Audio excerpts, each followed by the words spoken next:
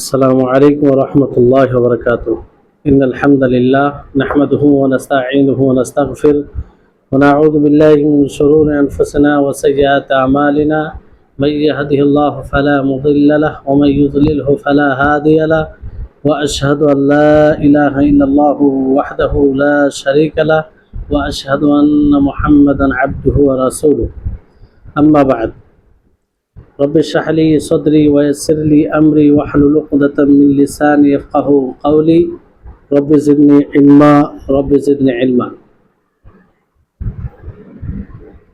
সম্মানিত আজকের ক্লাসে উপস্থিত সুপ্রিয় দিন দরদি ভাই সকল ও সম্মানিত বোন, আল্লাহ তাবারক ওয়া তাআলার জন্যই সর্বপ্রকারের হামদ প্রশংসা, যিনি আমাদের সকলকে শেখুল ইসলাম ইবনে তাইমিয়া রাহিমাহুল্লাহর যে একটি অন্যতম বই আল আকিদাতুল ওয়াসিতিয়া, এই বইয়ের ধারাবাহিক ক্লাসে আমাদের অংশগ্রহণ করার তৌফিক দিয়েছেন। আজকে প্রায় 58 নম্বর পর্ব ইনশাআল্লাহ আমরা শুরু করব, যেটা আল্লাহ তাবারক ওয়া তাআলার বিশেষ তৌফিক, তার অনুগ্রহ। তারপরে আমাদের সকলের প্রাণপ্রিয় নবী করিম মুহাম্মদ মুস্তাফা সাল্লাল্লাহু আলাইহি ওয়াসাল্লাম, ওনার উপরে অসংখ্য শান্তির ধারা বর্ষিত হোক। আল্লাহুম্মা সাল্লি আলাইহি আল্লাহুম্মা বারিক আলাইহি। আমাদের যেটা চলমান বিষয় ছিল, খুব গুরুত্বপূর্ণ নীতিগত আলোচনা, সবই ক্লাস খুব গুরুত্বপূর্ণ। যে বিষয়টি শুরু হয়েছিল যে আহলুস সুন্নাহ ওয়াল জামাতের মানহাজ, তাদের তরিকা কি, আমরা কিছু বিষয় জেনেছিলাম। তার মধ্যে যেটা মূল বিষয় ছিল যে আহলুস সুন্নাহ ওয়াল জামা তারা অনুসরণ করে, ইত্তেবা করে রাসূল সাল্লাল্লাহু আলাইহি ওয়াসাল্লামের আথার, এবং রাসূল সাল্লামের আথার বলতে তার আদর্শ, তার কর্ম, এবং কোনগুলো কর্ম অনুসরণ যোগ্য কিংবা সেটা করে আল্লাহ তাআলা সন্তুষ্টি লাভ করা হবে, সেটা নিয়ে আলোচনা হয়েছিল। আশা করি আপনারা সকলে বুঝতে পেরেছেন। এরপরে তারই সাথে সংশ্লিষ্ট বিষয় লেখক রাহিমাহুল্লাহ তিনি বলছেন যে ওয়া ইত্তিবা ওয়াসিয়াতি রাসূলুল্লাহ সাল্লাল্লাহু আলাইহি ওয়াসাল্লাম, আহলুস সুন্নাহ ওয়াল জামা তারা অনুসরণ করে রাসূল সাল্লাল্লাহু আলাইহি ওয়াসাল্লামের ওসিয়তের উপরে। আল্লাহ নবী যা ওসিয়ত করেছেন সেটাকে তারা মেনে চলে, সেটাকে তারা অনুসরণ করে। যেমন নবী করিম মুহাম্মদ সাল্লাল্লাহু আলাইহি ওয়াসাল্লাম তিনি বলেন, আলাইকুম বিসুন্নতি ওয়া সুন্নাতিল খুলাফাইর রাশিদিন আল মাহদিয়িন মিন বাদি তামাসসাকু বিহা ওয়া আদ্দু আলাইহা বিন নওয়াজিদ।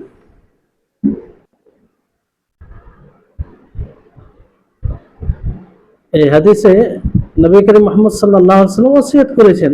সেটি কি ওসিয়ত?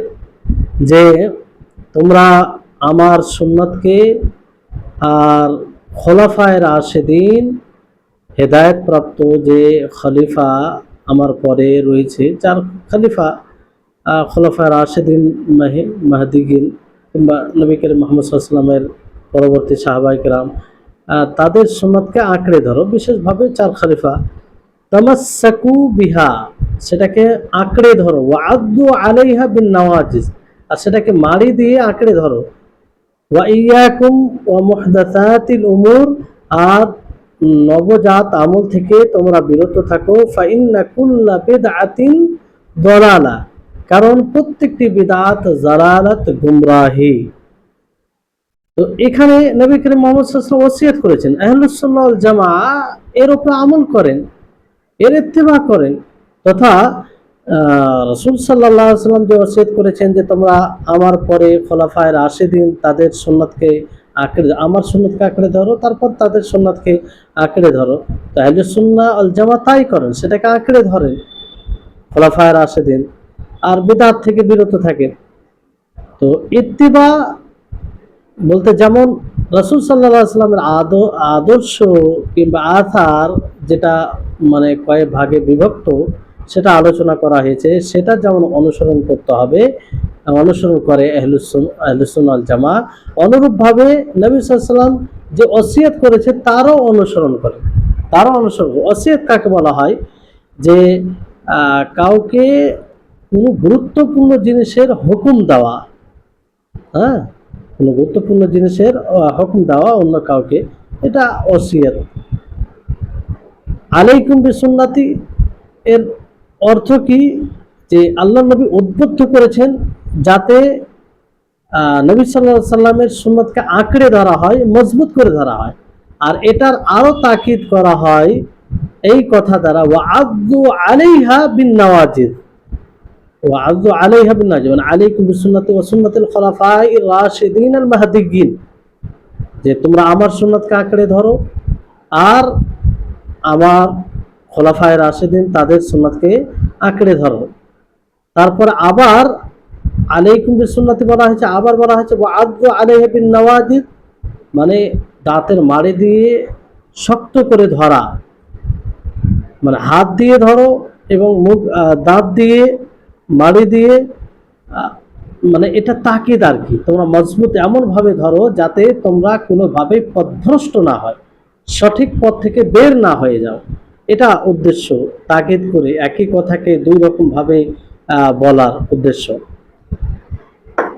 সুন্নাহ, এখানে আলাইকুম বিসুন্নতি সুন্নাহ বলতে নবী করিম মুহাম্মদ সাল্লাল্লাহু আলাইহি ওয়াসাল্লামের পদ্ধতি, সেটা প্রকাশ্যে হতে পারে, গোপনে হতে পারে, গোপনীয় পদ্ধতি প্রকাশ্য, যেটা সুন্নাহ বলা হয়। খোলাফায়ে রাশিদিন, নবী করিম মুহাম্মদ সাল্লাল্লাহু আলাইহি ওয়াসাল্লাম যারা পিছিয়ে পরবর্তীতে এসেছে, নবী সাল্লাল্লাহু আলাইহি ওয়াসাল্লামের উত্তরাধিকারী হয়েছে, নবী সাল্লাল্লাহু আলাইহি ওয়াসাল্লামকে দেখেছেন স্বচক্ষে, ইলমে মানে ইমান অবস্থায় দেখেছেন, ইমান অবস্থায় মৃত্যু হয়েছে, তারা উত্তরাধিকারী কিংবা তাদের নবী সাল্লাল্লাহু আলাইহি ওয়াসাল্লামের প্রতিনিধি কোন দিকে হয়েছে? যে ইলমের দিক দিয়ে, আমলের দিক দিয়ে এবং দাওয়াতের দিক দিয়ে। অর্থাৎ শুধু নবীকে পেয়েছেন তা নয়, মানে নবীর মতো তারা নবীর কাছ থেকে ইলম অর্জন করেছেন এবং আমল সেই অনুযায়ী আমল করেছে এবং দাওয়াতের কাজ করেছে। তো এর মধ্যে সর্বপ্রথম যারা মানে অন্তর্ভুক্ত হবে, যারা বেশি উপযুক্ত, তারা হচ্ছেন চার খলিফা। আবু বকর রাদিয়াল্লাহু তাআলা আনহু, ওমর রাদিয়াল্লাহু তাআলা আনহু, ওসমান রাদিয়াল্লাহু তাআলা আনহু, আলী রাদিয়াল্লাহু তাআলা আনহু। জি, কারণ সাহাবীদের মধ্যে সর্বোত্তম ইনারা ছিলেন। তারপরে ওই জমানায়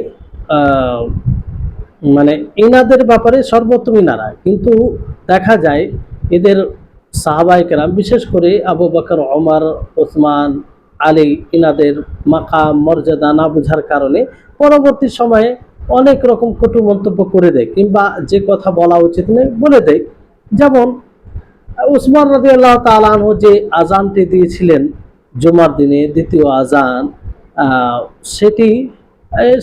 সেটির আলোচনা করতে গিয়ে অনেকেই অসতর্কভাবে বলে ফেলে যে এটা একটা বিদআত, কিংবা ওসমান রাদিয়াল্লাহু তাআলা আনহু তিনি নিজে শুরু করেছেন, ফলে সেটা মানে সেখানে এমনভাবে বাক্য ব্যবহার করে যেটা অনুচিত।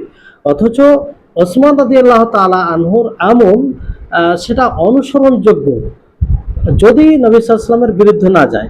এবার এই বর্তমান সময়ে যদি আজানটা না ঠিক হয়, মনে হয় কারো ঠিক না হয়, তাহলে সেটা সুন্দরভাবে বলতে হবে যে ওসমান রাদিয়াল্লাহু তাআলা আনহু তিনি যে কারণে দিয়েছিলেন, যেটা কারণে দিয়েছিলেন, যে উদ্দেশ্যে দিয়েছিলেন, সেই উদ্দেশ্য এখন ওই রকম পাওয়া যেন মানুষের হাতে ঘড়ি, বিভিন্ন রকমের সজাগ সচেতন, এই জন্য এটা প্রয়োজন নয়, কিংবা এইভাবে ইলমিভাবে বলতে পারে।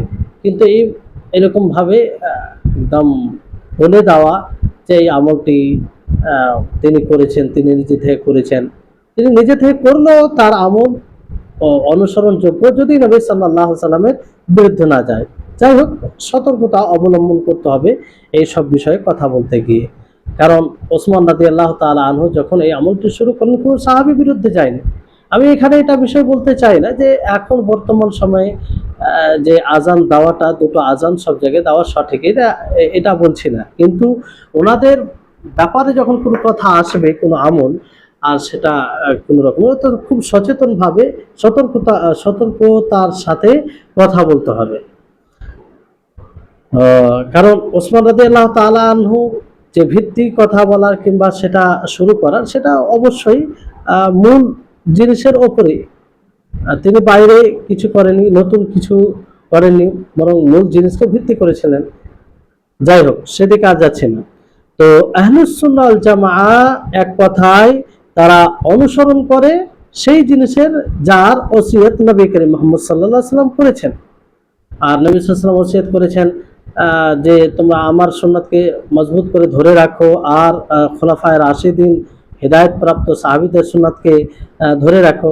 তার মধ্যে যে অন্যতম হচ্ছে আবু বকর, ওমর, ওসমান, আলী রাদিয়াল্লাহু তাআলা আনহু, যতক্ষণ পর্যন্ত তাদের কথা নবীর বিরুদ্ধে না যাবে, নবীর বিরুদ্ধে না যাবে। জি,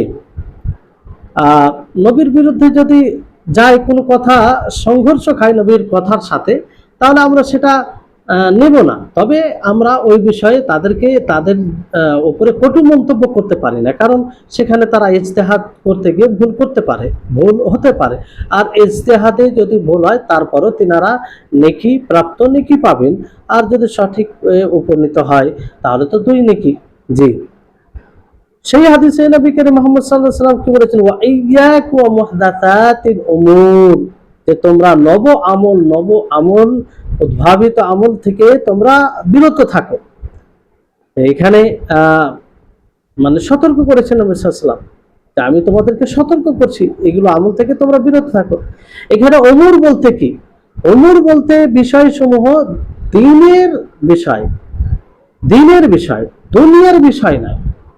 বিদআতের কথা বলতে গেলে অনেকেই বলে যে তাহলে তোমরা দুনিয়াতে বেঁচে থাকতে, চলাফেরা করতে অনেক জিনিস ব্যবহার করো, অনেক জিনিস তোমরা বলো যেগুলো নবী সাল্লাল্লাহু আলাইহি ওয়াসাল্লামের যুগে ছিল না, নবী সাল্লাল্লাহু আলাইহি ওয়াসাল্লাম করেনি, সাহাবায়ে কেরাম করেনি, তাহলে সেটিও বিদআত। আসলে তারা হয়তো স্বইচ্ছায় মানে এগুলো কথা বলে, বিভ্রান্তিকর, জেনে বুঝেও, আর না হয় তারা এই হাদিসকে মোটেই বুঝেনি। কারণ এখানে অমুর বলতে দ্বীনি বিষয়, দ্বীনের বিষয়, দুনিয়ার বিষয় নাই। কারণ দুনিয়ার বিষয় বিদআত হয় না, দুনিয়ার বিষয় এই হাদিসের অন্তর্ভুক্ত নয়। দুনিয়ার বিষয় আসলে হচ্ছে হালাল, দুনিয়ার যে কোনো বিষয় আপনি করতে পারেন, আসলে আপনি করতে পারেন, মুবাহ আবার আপনার জন্য, হালাল আপনার জন্য। কেউ যদি হারাম বলে, তাকে দলিল দিতে হবে, যেটা গত ক্লাসে আপনাদেরকে বলা হয়েছে যে যে ফিল মুআমালাত আল আসল ফিল মুআমালাত আল হিল, যে মুআমালাতের মধ্যে পার্থিব বিষয়ে আসল হচ্ছে হালাল। যদি কেউ হারাম বলে, তাকে দলিল দিতে হবে। তো দুনিয়ার বিষয়ে কিছু বিদআত হয় না, কারণ এটা দুনিয়ার বিষয়, আসল হালাল। যদি হারাম হয়, তা থেকে বিরত থাকতে হবে। জি, কিন্তু ইবাদতের ক্ষেত্রে আসলে কি? ইবাদতের ক্ষেত্রে আসল হারাম, সেখানে যদি করে কেউ কোনো ইবাদত, তাহলে তাকে দলিল দিতে হবে। দলিল বিহীন যদি কেউ কিছু করে, তাহলে সেটাই হবে বিদআত। দলিল বিহীন কোনো আমল করা, দিনের মনে করে করা, আর সেই আমল দ্বারা আল্লাহ তাআলাকে সন্তুষ্টি লাভ করছি মনে করে করা, এটা কি হবে? বিদআত হবে, যেটা হারাম হবে, যেটা কি হবে? হারাম হবে।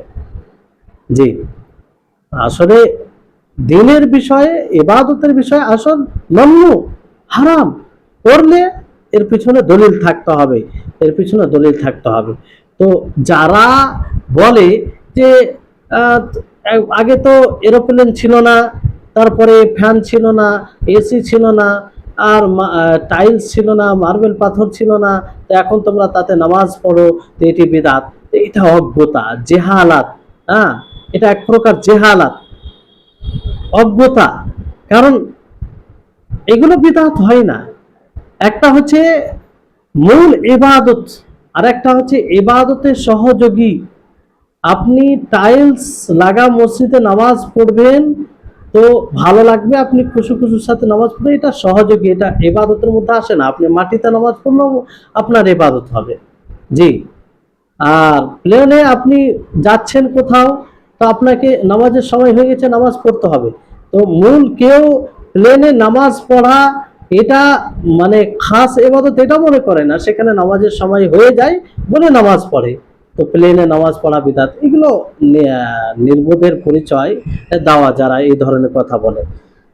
জি, তো দুনিয়ার বিষয়ে বিদআত কিছু হয় না। দুনিয়ার বিষয়ে জাগতিক বিষয়ে বিদআতের কোনো সম্পর্ক নেই। বিদআতের সম্পর্ক কার? দ্বীনের সাথে। দ্বীনের সাথে নবী করিম মুহাম্মদ সাল্লাল্লাহু আলাইহি সাল্লাম তারপরে কি বলেছেন যে ওই হাদিসে ফাইন্না কুল্লা বিদআতিন দালালা, যে প্রত্যেকটি বিদআত গুমরাহ, পথভ্রষ্ট, হ্যাঁ, দিশাহীন, পথভ্রষ্ট। তা থেকে নবী সাল্লাল্লাহু আলাইহি সাল্লাম একদম টোটালি মানে সতর্ক করেছেন, মানে তাকিদ করে। প্রথমে তো ওয়া ইয়াকুম ওয়া মুহাদাসাতিল উমুর, এটাই যথেষ্ট ছিল, কিন্তু তারপরে নবী করিম মুহাম্মদ সাল্লাল্লাহু আলাইহি সাল্লাম আবারও বললেন যে ফাইন্না কুল্লা বিদআতিন দালালা, যে প্রত্যেক নব আমল এটি পথভ্রষ্ট। তো এটা ব্যাপকতার উপরে করে। জি, তো রাসূল সাল্লাল্লাহু আলাইহি সাল্লাম যা বলেনি, যা করেনি, যা যা তিনি সমর্থন করেনি, সেটাকে ইবাদত ভেবে করা, শরীয়তের অংশ ভেবে করা, এটাই হচ্ছে বিদআত। এটি হচ্ছে বিদআত। জি, তাহলে এটা যেমন কেন নবী করিম মুহাম্মদ সাল্লাল্লাহু আলাইহি ওয়াসাল্লাম যা বলেননি সেটি বিদআত হবে। আল্লাহ নবী মুহাম্মদ সাল্লাল্লাহু আলাইহি ওয়াসাল্লামের উপরে আল্লাহ তাবারক ওয়া তাআলা শরীয়ত নাযিল করেছেন, তাই তো? শরীয়ত নাযিল করেছেন, তো তিনি শরীয়তের ব্যাপারে বেশি জানবেন।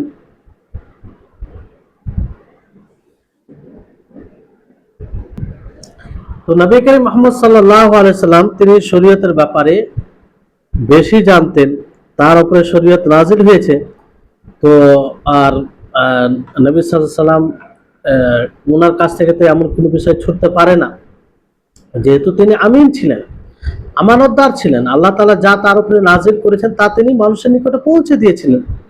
আর তিনি তেনার দ্বারা কিছু ছুটবে না, তার কারণ আর শরীয়তকে সবচেয়ে তিনি বেশি ভালো বুঝবেন, এটাই স্বাভাবিক, কারণ তিনি মাখলুকের মধ্যে সবচেয়ে বড় জ্ঞানী।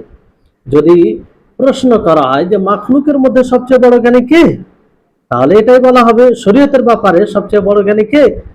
নবী করিম মুহাম্মদ সাল্লাল্লাহু আলাইহি ওয়াসাল্লাম। মাখলুকের মধ্যে সবচেয়ে বড় কল্যাণকামী কে, যে মানুষের কল্যাণ চায়, মানুষের মঙ্গল চায়, এরকম সবচেয়ে বড় কে?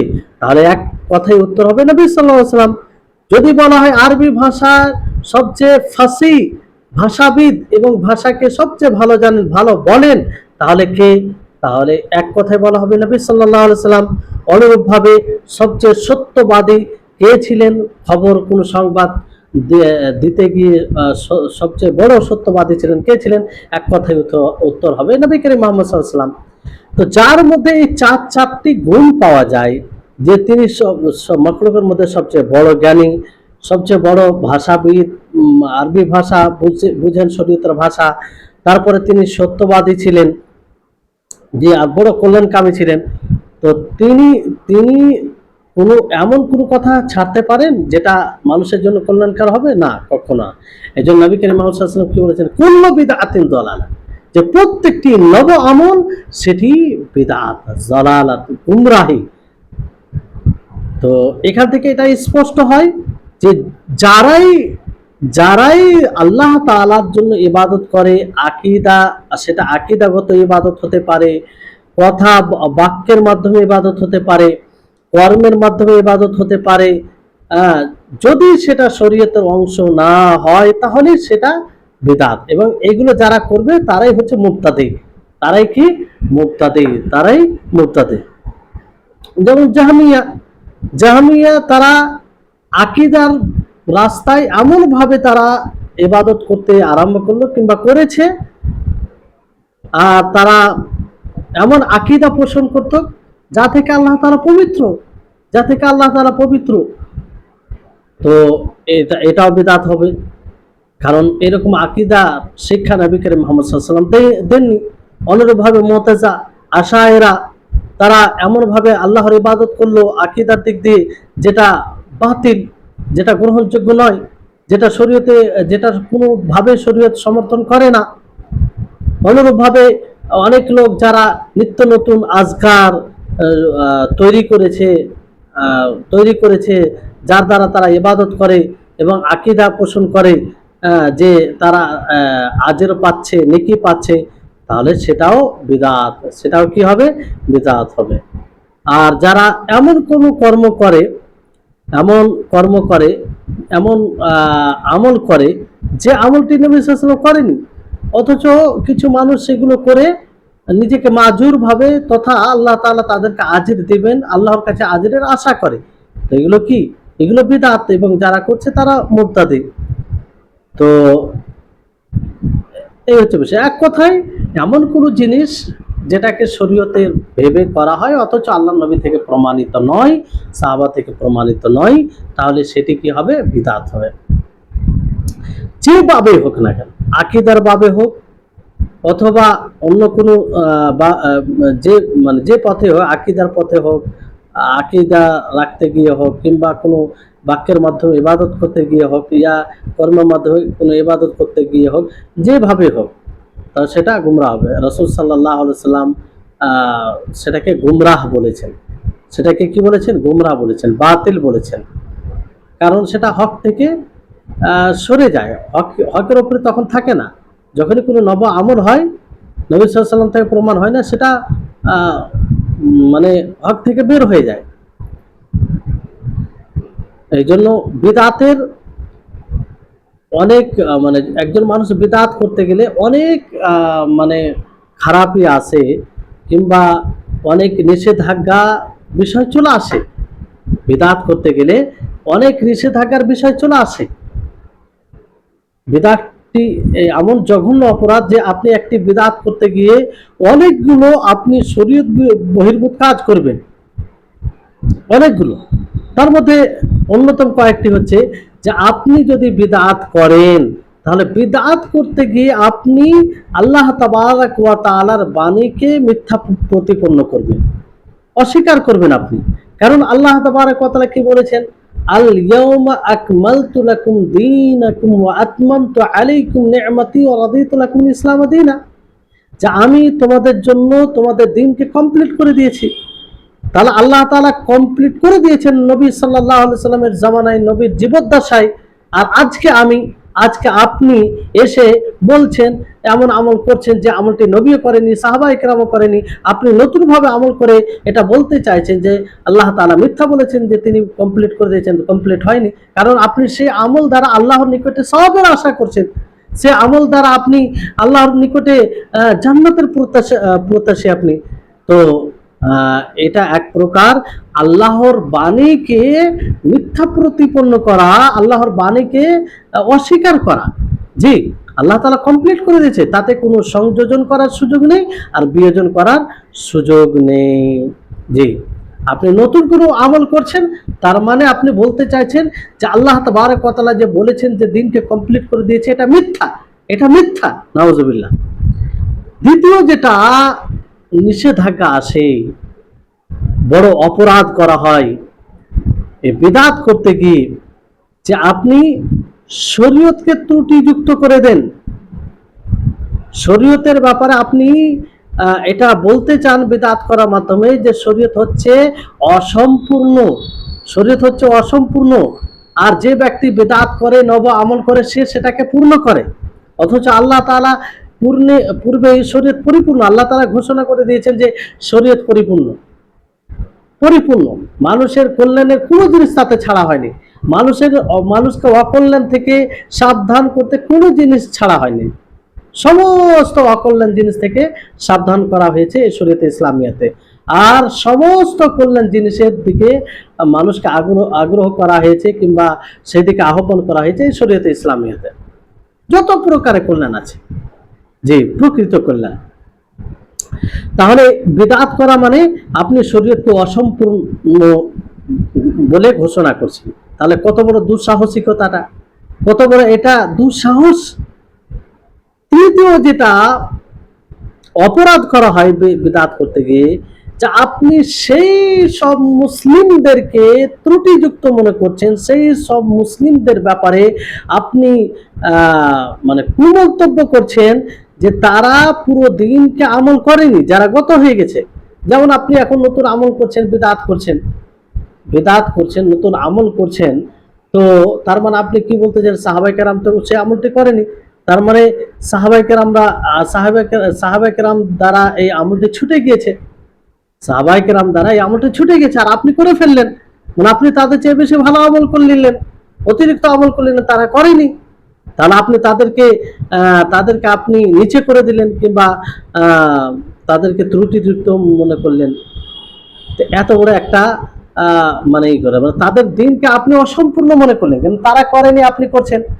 তারা করেনি, তা আপনার হিসাবে তারা অসম্পূর্ণ, আর আপনি করছেন, মানে আপনি ওই বিষয়ে এগিয়ে গেলেন। তাহলে কত বড় একটা দুঃসাহসিকতা দেখানো হয়, কত বড় অপরাধ করা হয় এই বিদআত করতে গিয়ে। চতুর্থ যেটা অপরাধ করা হয় বিদআত করতে গিয়ে, সেটা হচ্ছে যে দেখেন, একজন মানুষ যখন বিদআত করে, যখনই সে বিদআত করে, ওই জায়গায় যেটা সুন্নাহ ছিল সেটা বিলুপ্ত হয়ে যায়, বিদআত যেখানে, সেখানে সুন্নাত থাকে না, সুন্নাত যেখানে থাকে সেখানে বিদআত থাকে না। দুটো জিনিস এক অপরের বিপরীত। আপনি একটি বিদআত করতে গেলে সেখানে যেটা সুন্নাহ রয়েছে সে সুন্নাহটি উঠে যাবে, সে সুন্নাহটি কি হবে, উঠে যাবে। এটাই যেমন সালাফগণ বলেন যে মা আহদাথা কওমুন বিদআতান ইল্লা হাদামু মিসলাহা মিনাস সুন্নাহ, যে যখনই কোনো কওম সম্প্রদায় বিদআত করেছে, নব আমল করেছে, ঠিক ওই মতোই সুন্নাত তাদের কাছ থেকে উঠে গেছে। আর এরকম উদাহরণ অনেক আছে। এরকম উদাহরণ যেমন দেখবেন যে অনেক জায়গায় ফরজ সালাতের পরে সম্মিলিত মুনাজাত, একসাথে মুনাজাত করা, যেটা প্রমাণ নেই, যেটা বিদআত। কিন্তু যারা করে তারা কি করে, ওটা নিয়ে এত ব্যস্ত থাকে যে ওই জায়গায় যে সুন্নাহ আমলগুলো সেটা ছেড়ে দেয়। যেমন ফরজ সালাতের পরে যেগুলো আজকার রয়েছে, নবী করিম মুহাম্মদ সাল্লাল্লাহু আলাইহি ওয়াসাল্লাম পড়তেন, এগুলো প্রমাণিত, তো সেগুলো আর পড়ে না, দোয়া নিয়ে ব্যস্ত থাকে, আর এদিকে তারা গুরুত্ব দেয় না। তো একটি বিদআত করার কারণে এতগুলো সুন্নাহ তাদের কাছে ছুটে যায়। এটাই স্বাভাবিক, যেখানে বিদআত হবে সেখান থেকে সুন্নাহ উঠে যাবে, আর যেখানে সুন্নাহর প্রতি দৃঢ় হবে মানুষ, ওখান থেকে বিদআত উঠে যাবে। আপনি দেখেন যে সব জায়গায় বিদআত হয়, যারা বিদআত করে তাদের মধ্যে সুন্নাতের ঘাটতি থাকে, তারা প্রকৃত সুন্নাত তাদের মধ্যে থাকে না। জি, তো এটা একটা অপরাধ, বিদআত করতে গেলে এরকম একটা ক্ষতি হবে। পঞ্চম যেটা অপরাধ করা হয় বিদআত করতে গিয়ে, যে দেখেন বিদআত করার কারণে উম্মতের মধ্যে বিচ্ছিন্নতা, ফাটল, উম্মত আলাদা আলাদা হয়ে গেছে, খন্ড খন্ড হয়ে গেছে। কেন, কিসের কারণে? বিদআতের কারণে। বিভিন্ন মানুষ আলাদা আলাদা আমল করছে, নব আমল করছে, আর তারা সেটা করে তারা নিজেদেরকে হক পন্থী বলে দাবি করে, আর বাকিদেরকে পথভ্রষ্ট মনে করে, বাকিদেরকে জাহান্নামী মনে করে, বাকিদেরকে মনে করে যে তারা সঠিক ইসলামের উপরে নেই, আর তারা নিজেকে হক মনে করে। এইভাবে তারা নিজেকে হক মনে করে। একদিকে আহলুস সুন্নাহ ওয়াল জামা যারা সঠিকের উপরে আছে, তারা তো নিজেকে হক মনে করবে এবং অন্যদেরকে বাতিল মনে করবে। তো এইভাবে উম্মতের মধ্যে তাফারাকা, উম্মতের মধ্যে বিচ্ছিন্নতা, উম্মতের মধ্যে ফাটল দেখা যায়। এই জন্য যারা বলে যে ঐক্য সৃষ্টি করার জন্য সবার সাথে এক হতে হবে, আর এর মূল উৎস হচ্ছে যে মানে ছোট ছোট বিষয়কে বলতে হবে না, এটা একটা ভিত্তিহীন কথা। দেখেন, ঐক্য সৃষ্টির অন্যতম পথ হচ্ছে যে আপনি বিদআতকে বর্জন করুন, সহিহ সুন্নাহকে আঁকড়ে ধরুন, সরল পথকে আঁকড়ে ধরুন, আল্লাহর প্রকৃত দ্বীনকে বাস্তবায়ন করুন। স্বাভাবিকভাবেই মানুষের মধ্যে ঐক্যতা সৃষ্টি হবে, মানুষ এক প্ল্যাটফর্মে আসবে, মানুষ বিচ্ছিন্ন হবে না, মানুষের মধ্যে ফাটল ধরবে না, কারণ তাদের দ্বীন এক হবে, তাদের কিতাব এক হবে, তাদের উদ্দেশ্য এক হবে, আর তাদের দ্বীন এক হওয়া মানে সেই দিনকেই পালন করবে যে দিন নবী সাল্লাল্লাহু আলাইহি ওয়াসাল্লাম দিয়ে গেছেন। কিন্তু বিদআত করার ফলে প্রকৃত দ্বীনের উপরে অনেক মানুষ থাকে না, ভিন্ন ভিন্ন সব পদ্ধতিতে আমল করে, নব আমল করে, ফলে আলাদা আলাদা হয়ে যায়, ফাটল ধরে যায়। তো এত বড় একটা অপরাধ করা হয় বিদআত করার মাধ্যমে, কিন্তু এত বড় একটা অপরাধ হয়। জি, তো এই হচ্ছে এগুলো খারাপই, কিংবা এগুলো নিষেধাজ্ঞা বিদআত করতে গিয়ে স্বাভাবিকভাবে চলে আসে। বিদআত করা মানে যে ব্যক্তি মুবতাদি হয়, স্বাভাবিকভাবে তার বিবেকে ঘাটতি আছে, এটাই বোঝা যায়। এবং তার দিনও ঘাটতি আছে, তার দিনও ঘাটতি আছে, জেহালাত আছে। কারণ একজন বিবেক সম্পূর্ণ লোক কখনো এই নব আমল করতে পারে না। কারণ সঠিক সুস্থ বিবেকের দাবি কি হবে? সুস্থ বিবেক এটাই বলবে যে নবী করিম মুহাম্মদ সাল্লাল্লাহু আলাইহি ওয়াসাল্লাম করেনি, যার উপরে শরীয়ত নাযিল হয়েছে, যিনি শরীয়তের আমিন, যিনি প্রত্যেকটি কথা মানুষের নিকটে পৌঁছে দিয়েছে, যিনি মানুষকে এমন কথা বলতে ছাড়েননি যেটা দ্বারা মানুষের কল্যাণ হবে, তিনি মানুষকে এমন জিনিস থেকে সতর্ক করতে ছাড়েনি যা দ্বারা মানুষের ক্ষতি হবে। তো সেই নবী এমন কোনো আমল করেনি, এমন কোনো কথা বলেনি, সেটা কি করে করবে? সুস্থ বিবেক কখনো এটা করতে চাইবে না। এই জন্য যারা করছে তাদের মূলত সুস্থ বিবেক হারিয়ে গেছে, তাদের মধ্যে সুস্থ বিবেক নেই, তারা সুস্থ বিবেক থেকে বঞ্চিত হয়েছে, তাদের বিবেকে ফাসাদ সৃষ্টি হয়েছে, আর দিনও ঘাটতি রয়েছে। কেন? প্রকৃত দিন কি? আপনি যে দিন রাসূল সাল্লাল্লাহু আলাইহি ওয়াসাল্লাম ছেড়ে গেছে সেই দিনকে বাস্তবায়ন করবেন, সেই দিনকে বাস্তবায়ন করবেন। আল্লাহ নবী যে দিনকে ছেড়ে গেছেন সেটাই হবে দিন।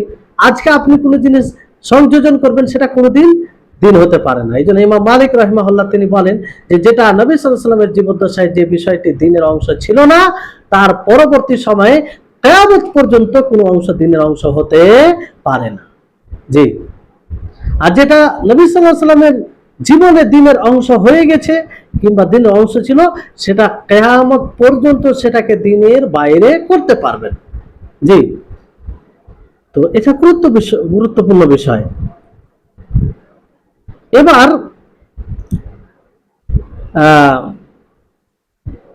এবার এখান থেকে যেটা বোঝা যায় যে বিদআত, সকল বিদআত পথভ্রষ্ট, কুল্লা বিদআতিন দালালা। এখান থেকে এটা স্পষ্ট হয় যে যারা বিদআতকে বিভিন্ন ভাগে বিভক্ত করে, বিদআতকে কেউ বলে বিদআতের 5 প্রকার, কেউ বলে বিদআতের 3 প্রকার, কেউ বলে বিদআতের 6 প্রকার, তো তারা বড় সড় ভুল করে, আর তাদের ভুল হওয়ার মানে বিদআতকে যারা কয়েক প্রকারে বিভক্ত করে, তারা বড় সড় ভুল করে। দুটো কারণের মধ্যে কোনো একটা কারণ হবে। একটা হয় তারা মানে শরীয়তে বিদআতের সংজ্ঞা রয়েছে কিংবা বিদআতে যে বিশেষ বৈশিষ্ট্য থাকবে সেটা তারা ফিট করে না, সেটাকে তারা লক্ষ্য রাখে না, এই জন্য বিদআতের বিভিন্ন প্রকার তারা বর্ণনা করে। অথবা এরকমও হতে পারে যে সেটা ভালো নয় অথচ তারা সেটাকে ভালো মনে করে, ভালো নয় কিন্তু তারা ভালো মনে করে, এই কারণে বিদআতকে তারা বিভিন্ন প্রকার দিয়ে বর্ণনা করে। এটা বিদআত বিভিন্ন প্রকার হতে পারে না, বিদআত সাইয়্যিআ, বিদআতে হাসানা, যে মন্দ বিদআত আর ভালো বিদআত, এরকম কোন শরীয়তে এরকম কোন বিদআতে বিভক্ত নেই, ভাগ নেই। কারণ নবী করিম মুহাম্মদ সাল্লাল্লাহু আলাইহি ওয়াসাল্লাম স্পষ্ট বলেছেন কুল্লু বিদআতিন দালালা, যে প্রত্যেকটি বিদআত গুমরাহ, পথভ্রষ্ট। তো কুল্লা মানে সব, মানে ব্যাপকভাবে বলা হয়েছে। তো কোনোভাবে এখানে সুযোগ নেই যে বিদআতের প্রকার করা যাবে। বিদআত বলতে গুমরাহি, বিদআত বলতে পথভ্রষ্টতা, বিদআত বলতেই সেটা শরীয়তের অংশ হতে পারে না। এবার যদি আপনি বলেন যে আমিরুল মুমিনিন ওমর ফারুক রাদিয়াল্লাহু তাআলা আনহু তিনি যখন ওই সব মানুষদের ক্ষেত্রে বলে যারা রমজান মাসে এক ইমামের পিছনে একসাথে নামাজ পড়ছিল, তাদের নামাজ পড়া দেখে তিনি কি বলেছিলেন? তিনি বলেছেন নি'মাতিল বিদআহ হাদিহি ফাআতনা আলাইহা ওয়া সাম্মাহা বিদআহ।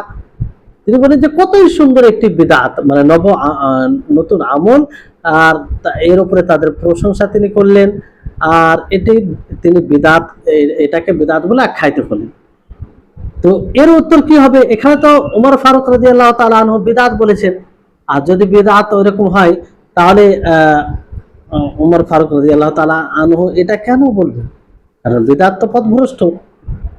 এর উত্তর কি হবে? উত্তর হচ্ছে যে আমরা ওমর ফারুক রাদিয়াল্লাহু তাআলা আনহু যেটা বলেছেন সেটা থেকে লক্ষ্য করব আসলে ওমর ফারুক রাদিয়াল্লাহু তাআলা আনহু যে বিদআতের কথা বলেছেন যে নি'মাতিল বিদআ হাদিহি, এটা খুব সুন্দর বিদআ, মানে খুব সুন্দর একটি নতুন পদ্ধতি, এটা এটা আসলে শরীয়ত হিসেবে বিদআত বলেনি। শরীয়তে যে বিদআতের সঙ্গে দেওয়া হয় যে এমন কোন আমল, এমন কোন কথা, এমন কোন কর্ম করা যেটাকে শরীয়তের অংশ ভাবা, কিংবা সেই আমল দ্বারা আল্লাহ তাআলা সন্তুষ্টি লাভ করা, উদ্দেশ্য করা, অথচ নবী সাল্লাল্লাহু আলাইহি ওয়াসাল্লাম থেকে প্রমাণিত নয়, অথচ নবী সাল্লাল্লাহু আলাইহি ওয়াসাল্লাম থেকে প্রমাণিত নয়। তো এটা হচ্ছে শরীয়তে ইসলামের বিদআত। কিন্তু এই বিদআত এই সংজ্ঞা হিসেবে ওমর রাদিয়াল্লাহু তাআলা আনহু তিনি বলেননি, তিনি শাব্দিক অর্থ হিসেবে বলেছেন, শরীয়তের সংজ্ঞা হিসাবে তিনি বলেনি। আর ওমর রাদিয়াল্লাহু তাআলা আনহু যে জিনিসের উপরে নি'মাতুল বিদআ হাদিহি এটা বলেছেন, এটা তো মূল শরীয়ত থেকে প্রমাণ ছিল না, মূল শরীয়ত থেকে প্রমাণ ছিল। কারণ নবী করিম মুহাম্মদ সাল্লাল্লাহু আলাইহি সাল্লাম থেকে প্রমাণিত যে তিনি 3 দিন রমজান মাসে সাহাবীদেরকে নিয়ে নামাজ পড়েছিলেন, তারাবি যাকে বলছেন। তারপরে তিনি ছেড়ে দিয়েছিলেন সেটাকে, কেন? তার এই আশঙ্কায় যে ফরজ করে দিবে আল্লাহ তাআলা, আর ফরজ করে দিলে উম্মতের জন্য কঠিন হয়ে যেত, বড় কষ্টকর হয়ে যেত, ফরজ করে দিলে না পড়লে গুনাহগার হতো। তো এই জন্য 3 দিন পড়েছিলেন।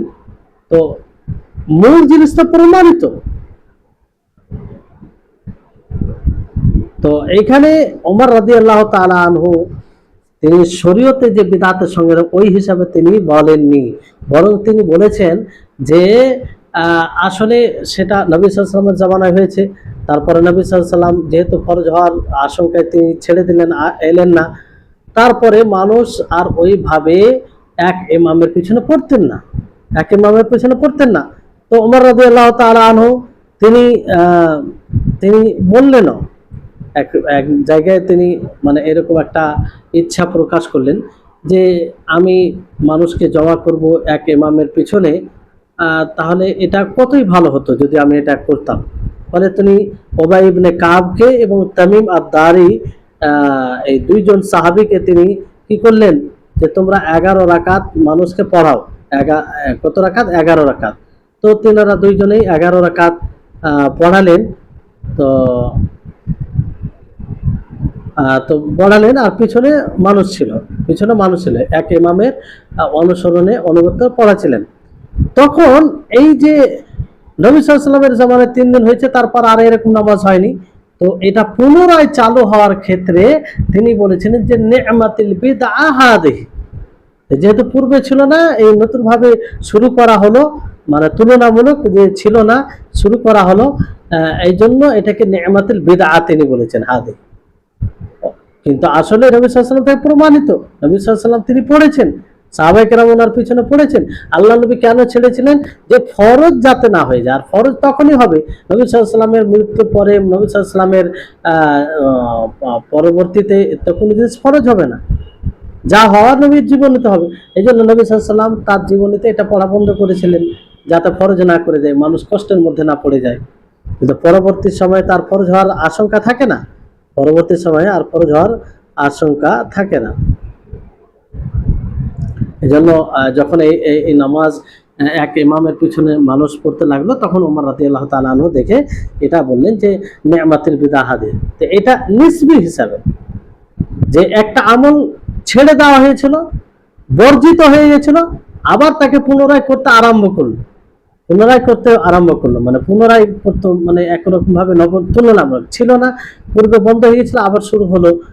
তো বিদআ মানে তো হচ্ছে কোনো নব আমল, তো শাব্দিক দিক দিয়ে মানে নব আমল, নতুন আমল। তো এই কারণে তিনি বলেছিলেন, এর মূল তো প্রমাণিত নবী সাল্লাল্লাহু আলাইহি ওয়াসাল্লাম। তো এটা তো বিদআত হতে পারে না, এটা বিদআতই হবে না, মানে ওই শরীয়তে যে সংজ্ঞা রয়েছে ওই বিদআত হবে না এটা। তো এটাকে বিদআতে ওমর রাদিয়াল্লাহু তাআলা আনহু তিনি শরীয়ত হিসাবে বিদআত বলেননি, শরীয়তে যে বিদআতের সঙ্গে দেওয়া হয় সেই হিসাবে সেটাকে তিনি বিদআত বলেনি। বরং যদি শরীয়ত হিসাবে সেটা বিদআত হতো, তো ওমর রাদিয়াল্লাহু তাআলা আনহু তার প্রশংসা করতো? কখনো করতেন না তিনি, বরং আরো তিনি সতর্ক করতেন মানুষকে নিষেধ করতেন যে তোমরা এটা কি করছো, এটা তো বিদআত, যে বিদআতের পরিণাম ভালো নয়, যে বিদআত থেকে নবী করিম মুহাম্মদ সাল্লাল্লাহু আলাইহি ওয়াসাল্লাম বারবার সতর্ক করেছেন, যে বিদআতের কোনো শরীয়তে ইসলামিয়াতে জায়গাই নেই। তিনি তো সতর্ক করতে পারতেন, তিনি সতর্ক করেছেন না? সতর্ক করেননি, কারণ তিনি শরীয়তে যেটা বিদআত বলা হয় সেই হিসাবে সেই বিদআতকে বিদআত বলেননি, তাকে বিদআত বলেননি। আর কেনই বা বলবে? কারণ ওটা তো নবী সাল্লাল্লাহু আলাইহি ওয়াসাল্লাম থেকে প্রমাণিত, এটা তো নবী সাল্লাল্লাহু আলাইহি ওয়াসাল্লাম থেকে প্রমাণিত। তো এখান থেকে এটা স্পষ্ট হয় যে রাসূল সাল্লাল্লাহু আলাইহি সাল্লামের কালাম, রাসূল সাল্লাল্লাহু আলাইহি সাল্লামের কথা, এটা ওমর রাদিয়াল্লাহু তাআলা আনহুর কথা বিরুদ্ধে যায় না। তো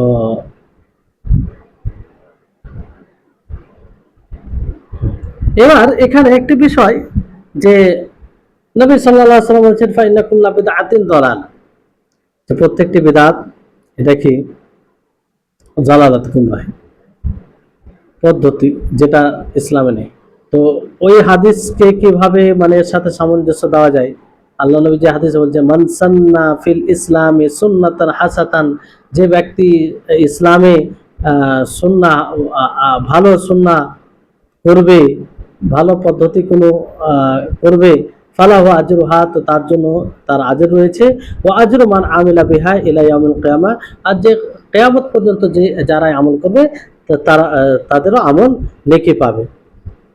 তো এখানে আল্লাহ নবী কি বলেন, যদি কোনো মানুষ ভালো কোনো পদ্ধতি তৈরি করে, ভালো কোনো, তো নবী সাল্লাল্লাহু আলাইহি সাল্লামের যতগুলো কথা আছে, যতগুলো বাণী আছে, সেটা এক অপরের সত্যায়ন করে, বিরোধিতা করে না। সেই কথাগুলো এক অপরে মানে একটি কথা আর একটি কথার বিরোধী হয় না। তিনি ভালো সুন্নাত থেকে কি উদ্দেশ্য নিয়েছেন? সুন্নাহ আল মাশরুআ, মানে শরীয়ত সম্মত কেউ যদি পদ্ধতি তৈরি করে, যেটা দেখে মানুষ অনুসরণ অনুকরণ করে উদ্বুদ্ধ হয়, তাহলে এটা উদ্দেশ্য, এটা উদ্দেশ্য। তো যেমন এই হাদিসে মান সান্না ফিল ইসলামে সুন্নাতান হাসানাতান ফালাহু আজরুহা ওয়া আজরু মান আমিলা বিহা ইলা ইয়াউমিল কিয়ামা। তো এই হাদিসের বলার কিছু কারণ রয়েছে। নবী করিম মুহাম্মদ সাল্লাল্লাহু আলাইহি সাল্লামের নিকটে একবার কোনো জায়গা থেকে লোক আসে, আর তার অবস্থা দেখে নবী সাল্লাল্লাহু আলাইহি সাল্লাম অতি মানে দয়া দয়া মানে তার উপরে সাফকাত করলেন কিংবা দয়া করেন, যে যেমন দেখা তাকে হয়তো সহযোগিতার আবেদন করেছিল কিংবা আবেদন না করলেও তার অবস্থা দেখে হয়তো আল্লাহ নবী বুঝতে পেরেছিলেন। ফলে তিনি কি বললেন যে তোমরা যে যা পারো দাও। তো ওর মধ্যে একজন ব্যক্তি পয়সার একটা পলিথিন বলতে পারেন কিংবা ব্যাগ বলতে পারেন কিংবা বোরা, যাই হোক, এরকম একটা কিছু তাতে ভরে পয়সা এনে নবী সাল্লাল্লাহু আলাইহি সাল্লামের সম্মুখে রেখে দেন। তো এই আমলটি দেখে নবী করিম মুহাম্মদ সাল্লাল্লাহু আলাইহি ওয়াসাল্লাম খুব মুগ্ধ হলেন, খুব খুশি হলেন। তো এটা দেখে তিনি বললেন যে মান সান্না ফিল ইসলামি সুন্নাতান হাসানাতান ফালাহু আজরুহা ওয়া আজরু মান আমিলা বিহা ইলা ইয়াউমিল কিয়ামা, যে ব্যক্তি ইসলামে সঠিক সুন্নাত, উত্তম সুন্নাহ চালু করবে, তার জন্য তার আজর রয়েছে, এবং সেই ব্যক্তিরও আজর রয়েছে যে কিয়ামত পর্যন্ত তার উপরে আমল করবে। জি, তা এই হচ্ছে এই হাদিসের মানে নবী সাল্লাল্লাহু আলাইহি ওয়াসাল্লামের বলার কারণ, বুঝতে পেরেছেন? তারপরে এখানে সুন্নাহ হাসানা থেকে উদ্দেশ্য কি, কিংবা বলা যেতে পারে সুন্নাহ হাসানা থেকে উদ্দেশ্য হচ্ছে যে এমন কিছু করা, মানে এমন কিছু মাধ্যম দেওয়া মানুষকে, যে মাধ্যম ধরে মানুষ আরো কাম করতে পারে। যেমন কোনো আলেমের বই নিয়ে ছাপিয়ে বন্টন করা। প্রথম যদি কেউ এই কাজটি করে, আর কোনো মানুষ যদি তার এই কাজটি দেখে উদ্বুদ্ধ হয়ে করে, তাহলে সেও তার নেকি পাবে, এটাও অর্থ হতে পারে। জি। তো এখান থেকে স্পষ্ট যে রাসূল সাল্লাল্লাহু আলাইহি সাল্লামের কথা এক অপরের বিপরীত হয় না, সংঘর্ষমুখী হয় না, বরং সেটা নিশ্চিত থাকে, সর্বসম্মতিতে থাকে। কারণ রাসূল সাল্লাল্লাহু আলাইহি সাল্লাম নিজের ইচ্ছায় কিছু বলেন না, নিজের ইচ্ছায় তিনি কিছু বলেন না। যা কিছু বলেন শরীয়তের ব্যাপারে আল্লাহ তাআলার পক্ষ থেকে তিনি বলেন। ফলে নবী সাল্লাল্লাহু আলাইহি সাল্লামের কথার মধ্যে সাংঘর্ষিকতা কিংবা এক অপর বিরোধী, একটি কথা আর একটি কথার বিরোধী পাওয়া যাবে না। কারণ তিনি তো নিজের কথা ব্যক্ত করেন না। শরীয়তের ব্যাপারে আল্লাহ তাআলা যা তার উপর ওহী করেন কিংবা ইলহাম করেন সেগুলোই তিনি বলেন।